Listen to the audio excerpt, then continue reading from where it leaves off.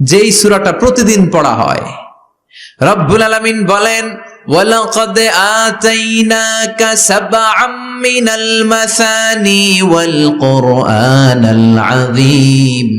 ও নবী, আমি আপনাকে নিত্য পাঠনীয় 7টা বাক্য দান করেছি, সাথে সাথে কোরআনে আজিম দান করেছি।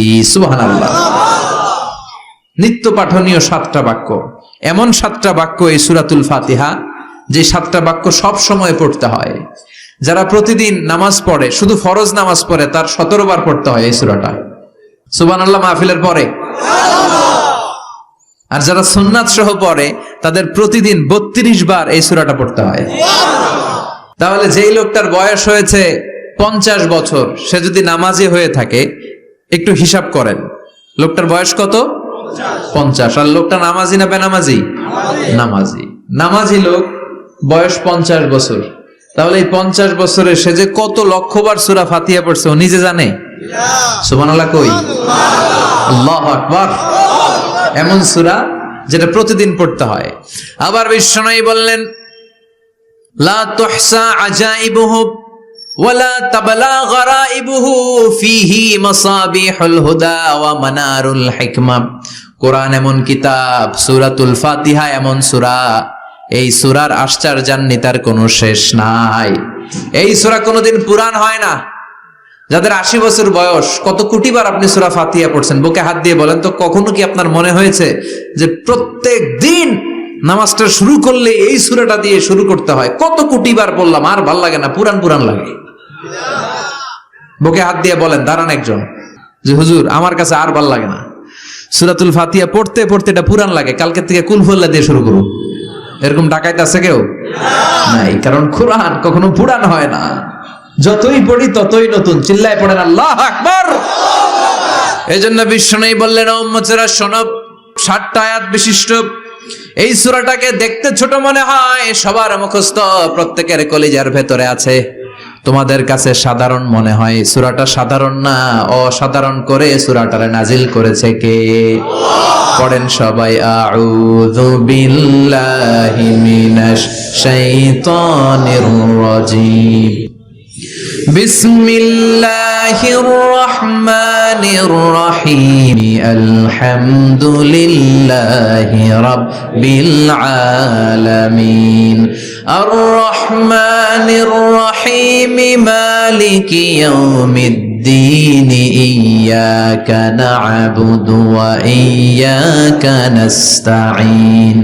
ইহদিনাস সিরাতাল মুস্তাকিম। সিরাতাল্লাযীনা আন'আমতা আলাইহিম গায়রিল মাগদুবি আলাইহিম ওয়ালাদ-দাল্লিন। চিল্লায় পড়েন আমিন। আর জোরে আমিন। আপনাদের মনোযোগ আছে না গেছে? কষ্ট হচ্ছে? কি বলেন? আমার তো কষ্ট হচ্ছে। রাত বাজে 12টা 5, এখনো আপনাদের ধৈর্যচ্যুতি হয় নাই?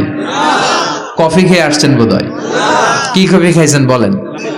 নেসক্যাফে, এসপ্রেসো, মোকা, লাটে, ওল্ড টাউন কফি, স্টারবাকস, এগুলো খেয়ে আসছেন?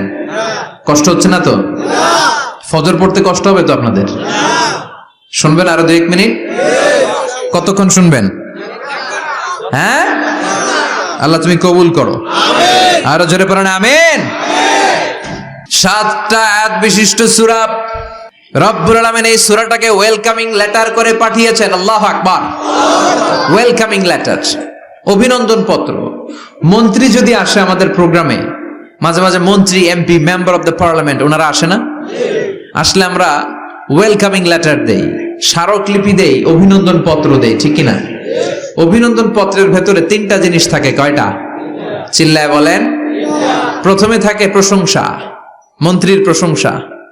এরপর থাকে পরিচয়, এরপর থাকে দাবি দেওয়া। 3টা পার্ট থাকে একটা ওয়েলকামিং লেটারে। কয়টা পার্ট? প্রথমে থাকে প্রশংসা। মন্ত্রীর প্রশংসা করি যে আপনি 1000 বছরের শ্রেষ্ঠ সন্তান, আপনার চেয়ে ভালো মানুষ এই এলাকায় নাই, আপনার চরিত্র ফুলের চেয়েও পবিত্র। এগুলো আমরা বলি, প্রশংসা করতে হয়, ঠিক কিনা?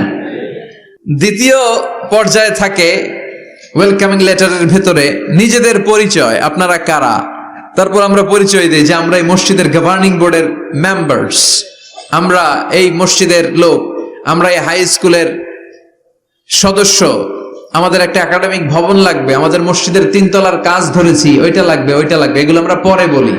আমরা নিজেদের পরিচয় দেই, প্রশংসার পরে আমরা পরিচয়, যে আমরা এই মাহফিলের ইন্তেজামিয়া কমিটি, আমরা এই স্কুলের গভর্নিং বোর্ডের সদস্য, নিজেদের পরিচয় দেই, প্রশংসাও করলাম, পরিচয়ও দিলাম। এরপরে আছে কি দাবি দেওয়া, আমাদের দাবি মানতে হবে, নইলে গদি ছাড়তে হবে।